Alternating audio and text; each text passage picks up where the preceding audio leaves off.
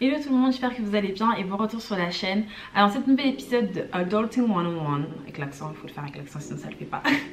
J'ai décidé de vous expliquer comment j'ai réussi à épargner plus de 10 000 € en tant qu'étudiante. Mais avant de commencer, je vais faire un petit disclaimer parce que je sais que c'est un sujet assez sensible. En France, on n'a pas l'habitude de parler d'argent. Mais cette vidéo n'a pas pour but en tout cas de flex comme chez nous, comme on dit chez les jeunes. J'ai pas envie de vous montrer que voilà, j'ai les poches pleines ou quoi que ce soit. C'est vraiment juste pour vous montrer qu'il est possible d'épargner et vous expliquer quelles ont été mes solutions, mes techniques mises en place pour pouvoir épargner. Et vraiment, s'il vous plaît, ne vous focalisez pas vraiment sur le montant, mais essayez de retirer un maximum de choses au niveau des techniques et peut-être que ça pourra vous aider à atteindre ce montant-là si vous le visez par exemple. La raison pour laquelle j'ai décidé d'économiser autant d'argent, c'est parce que j'ai eu cette chance, cette grâce, parce que pour moi c'est une grâce, de pouvoir travailler et d'avoir de l'argent durant mes études et surtout de faire de l'alternance. Le fait de faire de l'alternance en école de commerce et une école qui coûtait super cher, bah, ça m'a fait que je n'ai pas de prêt étudiant à prendre et je n'ai rien à rembourser. Et je me suis dit que ça serait tellement bête d'avoir des revenus conséquents pour un étudiant et de ne pas avoir de prêt étudiant à rembourser, ne pas faire en sorte d'avoir du capital en sortant d'école. Je me suis dit, Chloé, il faut que tu sortes avec quelque chose à la fin de ton master. Il faut que tu puisses avoir de l'argent pour toi, pour faire n'importe quel projet, que ce soit pour acheter une maison, acheter une voiture, investir, voyager, peu importe. Il me fallait un capital et je me suis dit que si je ne profitais pas de cette opportunité que j'avais, cette chance que j'avais de travailler, etc., bah, ça servait à rien, ça aurait été une très grosse bêtise pour moi. Moi, l'objectif était de constituer initialement un fonds d'urgence, c'est-à-dire un fonds dans lequel j'allais pouvoir piocher au cas où je devais pallier un incident de la vie, que ce soit la maladie, que ce soit le chômage, que ce soit un problème du quotidien, par exemple préparer une voiture, réparer une machine à laver, acheter un nouveau frigo, déménager, etc. Et il me fallait forcément de l'argent pour ça. Enfin, juste avant mon master 1, quand j'ai su que j'allais être prise en alternance et que j'allais intégrer mon école, j'ai fait en sorte de planifier mon budget pour les 2 prochaines années et surtout mon épargne. Donc j'ai commencé à calculer les revenus, calculer mes dépenses et surtout j'ai calculé combien par mois au minimum j'allais mettre pour atteindre cet objectif que je m'étais fixé. Fixé de montant initial, ça aurait pu être un 500 € comme ça aurait pu être 200 € à la fin de mon master, mais j'ai juste calculé combien au minimum je pourrais avoir de côté si je respecte mon budget. Et j'ai appliqué, comme j'avais déjà parlé dans mes vidéos sur le budget, la méthode 20-30-50 et j'ai décidé de mettre au minimum de côté 20% de mes revenus grâce à cette technique là dont j'ai déjà parlé dans ma précédente vidéo sur le budget. J'ai dit qu'à la fin de mon master il me faut ça en banque. Je pense que c'était plus ou moins 5 000 € je crois. Mais au final j'ai réussi à épargner beaucoup plus. Et je pense que une chose qui m'a aidée malheureusement ça a été la pandémie. La pandémie, si vous suivez un petit peu les journaux, elle a aidé énormément de personnes qui avaient la possibilité et la chance de pouvoir épargner parce que voilà, vous avez toujours un maintien de salaire. Bien évidemment, pour épargner il faut avoir des rentrées d'argent. Moi les rentrées d'argent ont été mes jobs étudiants, mes stages et mon alternance, ainsi que les aides de l'État, parce que en tant qu'étudiante et en tant qu'alternante et locataire, j'avais le droit à des aides. Mais ça, je ferai une vidéo séparée sur les aides que vous avez le droit d'avoir en tant qu'étudiant et alternant, locataire surtout. Une chose que j'ai fait, c'est que pour moi, l'argent que je recevais en aide, donc toutes les aides de l'État étaient des bonus, c'était des plus et c'était pas de l'argent sur lequel je devais compter. Je sais que tout le monde n'a pas cette chance de pouvoir ne pas compter sur les aides de l'État, mais moi ça a été un plus. Pour moi c'était pas quelque chose qui m'était dû, même si ça m'est dû techniquement.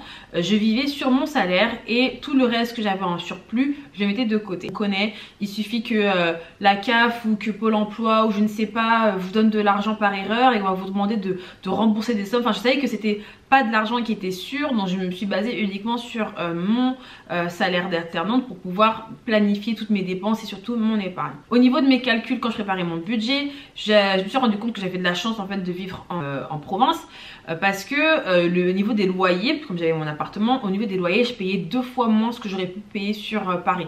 Je payais 420 € par mois. C'est rien par rapport à ce que j'aurais pu payer sur Paris sur la même superficie. Là où je vais faire mon économie, c'est au niveau du transport parce que je travaille en Ile-de-France, donc je vais faire des allers-retours assez souvent. Sauf quand la pandémie a frappé, là j'avais plus à faire ça, mais on me remboursait toujours une partie de mes frais, donc ça c'était vraiment cool. Et là où vous allez faire le plus d'économies, c'est vraiment au niveau de vos dépenses variables. Et faire des économies, ça inclut pas mal de sacrifices, faut être honnête, c'est vraiment sacrifier certaines choses. Je savais qu'avec tout l'argent que je faisais, j'aurais pu m'acheter les derniers sacs, me payer les dernières chaussures, etc. Mais j'avais aucun désir pour ça. Franchement, si j'avais vraiment le désir, j'allais faire une exception ou deux, mais c'est pas quelque chose que je voulais faire de façon régulière. Au niveau de mes dépenses, je me limitais vraiment au niveau de l'alimentaire. Pas vraiment, mais dans le sens où je mangeais des choses assez fraîches, beaucoup de légumes, beaucoup de fruits et beaucoup d'eau, très peu de soda, très peu de gâteaux et de la viande de temps en temps. Et en fin d'année, je me suis vraiment fait plaisir, j'achetais que du saumon et des produits végétaux, donc des produits véganes. Donc là, je mettais un petit peu plus d'argent dans ma nourriture. Mais voilà, au niveau des courses, je faisais très peu de courses, je me limitais à 100-120 euros par mois et ça me suffisait clairement en étant seule.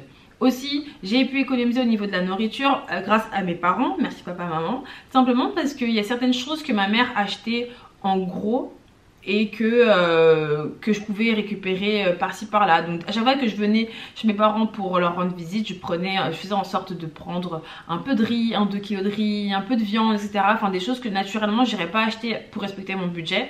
Donc ça me faisait économiser un petit peu, mais une fois que j'étais vraiment beaucoup plus à l'aise dans mes dépenses, j'ai arrêté de venir demander à mes parents et je me débrouillais vraiment de A à Z, quoi. Au niveau de certaines dépenses du quotidien, là où j'ai épargné, ça a été vraiment sur la mise en beauté. Je m'explique. En tant que femme, je sais qu'il y a beaucoup de filles qui aiment être coquettes, aller chez le coiffeur, faire les ongles, acheter les dernières... Enfin, je sais qu'en tant qu'humain, on aime être propre et c'est très important d'avoir une très bonne apparence. Mais je savais que il fallait que je réduise les dépenses au maximum là-dessus. Pourquoi? Parce que je sais que si je mets beaucoup d'argent dans ma mise en beauté, c'est de l'argent en moins que je mettrai dans mon compte d'épargne. Et par exemple, pour être plus concrète, je sais que j'allais pas chez le coiffeur. Je crois que la première fois que je suis partie chez le coiffeur, c'était là en juillet dernier. C'était la première fois que j'ai retourné après 11 ans. Donc chez le coiffeur, au niveau de mes coiffures, j'avais quelqu'un qui me coiffait gratuitement ou je payais très peu. Au niveau de la mise en beauté, je sais que c'est un budget pour certaines personnes, pour certaines femmes comme pour certains hommes. Je faisais le minimum, c'est-à-dire que je me maquillais toujours, je me coiffais toujours, mais j'allais faire ça le moins chez des professionnels. Je n'allais pas faire mes ongles, je n'allais pas chez le coiffeur, j'avais quelqu'un qui m'en coiffait, tout ce qui était esthétique, etc. Ça je faisais moi-même, soit j'avais économisé assez pour pouvoir me payer des choses définitives.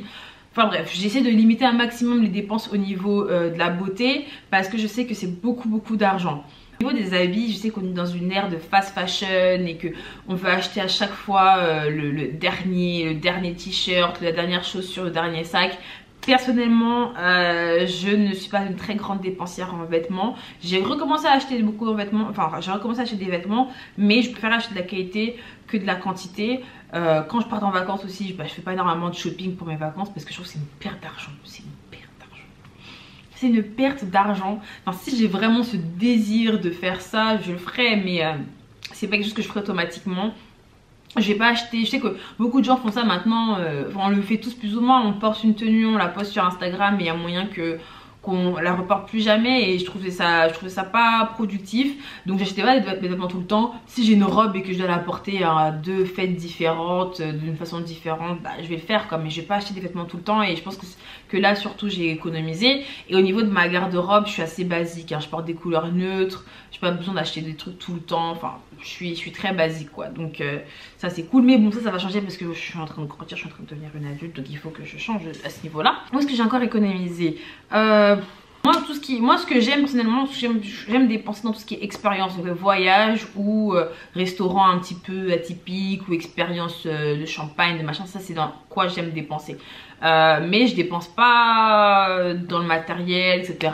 J'ai pas besoin d'être la plus belle, la plus ci, la plus ça. J'ai pas ce besoin là et je pense que c'est pour ça que ça m'a aidé aussi à épargner. Au niveau du travail, là où j'ai réussi à épargner de l'argent, ça a été au niveau de la cantine. Au travail, j'avais accès à des restaurants d'entreprise, même si parfois on payait pas grand chose, ça pouvait aller jusqu'à 3 € le repas ou ça pouvait monter à 5 €, enfin ça dépendait des entreprises dans lesquelles j'ai travaillé, ça pouvait être cher comme pas cher. Je savais que c'était un budget en fait à mettre en place également pour manger, j'avais pas de ticket resto et j'ai décidé d'économiser en préparant mes propres repas, c'est-à-dire que chez moi le week-end j'allais préparer en grande quantité et j'allais avoir mes petits tupperware, partir avec au travail, avoir mes petits gâteaux, etc. parce que c'est tellement facile au travail, même en cours, d'acheter à manger, d'acheter un snack par-ci par-là et de voir les factures augmenter. Donc j'avais pas envie de ça. Donc à chaque fois que j'avais l'occasion de manger de la nourriture que j'apportais de chez moi, je le faisais et pour moi ça a été vraiment un moyen incroyable d'épargner de l'argent. Aussi au niveau des aides, je sais que en tant qu'alternante, en tant qu'étudiante, en tant que locataire et surtout au vu de la pandémie, j'ai pu bénéficier de pas mal d'aides.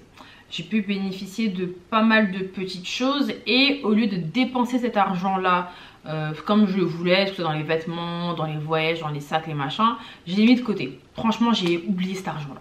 C'est super important d'oublier votre argent quand vous épargnez, que vous avez un objectif aussi conséquent que le mien, parce que ça vous évite en fait de dire que l'argent est là, que vous allez piocher dedans au cas où. En fait, oubliez-le et vous verrez juste le montant augmenter. N'allez pas piocher dedans, c'est super important. Lorsque j'ai connu une augmentation de salaire alors que j'étais en alternance, je n'ai pas fait en sorte que mon niveau de vie augmente drastiquement et surtout de la même façon que mon salaire. C'est-à-dire que si par exemple je gagnais plus ou moins 200 à 300 euros de plus, j'allais pas augmenter mon niveau de vie, j'allais pas augmenter mon style de vie de 200 à 300 euros également. J'allais plus ou moins l'augmenter de 50 euros et tout l'argent en plus que j'avais partait en épargne parce qu'en fait je me suis rendu compte que j'avais pas besoin à ce moment-là d'augmenter drastiquement mes besoins.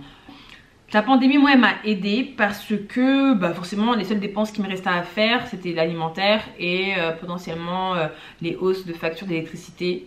C'est tout, hein. Ouais. C'est les seules charges fixes qui ont augmenté pour moi.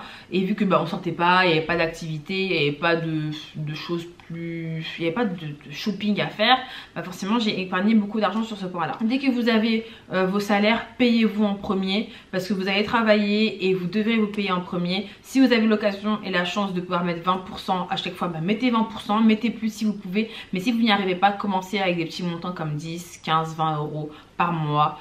Pensez à long terme, je sais que ça peut être un sacrifice au court terme, vous voulez dépenser dans certaines choses, mais vous pouvez pas. Donc pensez long terme, très très important. Si vous n'avez pas cette vision long terme, vous n'allez pas pouvoir épargner autant. Mais commencez à petit et au fur et à mesure, vous verrez que votre compte épargne se remplit et vous serez fiers de vous à la fin. Je pense avoir tout dit concernant cette vidéo. En tout cas, je vous ai partagé toutes mes techniques concernant l'épargne, en espérant que ça pourra vous aider et que ça pourra vous inspirer. Encore une fois, vous concentrez pas sur le montant, mais concentrez-vous vraiment sur cette régularité de mettre de côté. Ça pourra vous aider quand vous serez dans le besoin ou quand vous aurez juste un projet à mettre en place et vous verrez que ça coulera de source, il n'y aura pas de problème.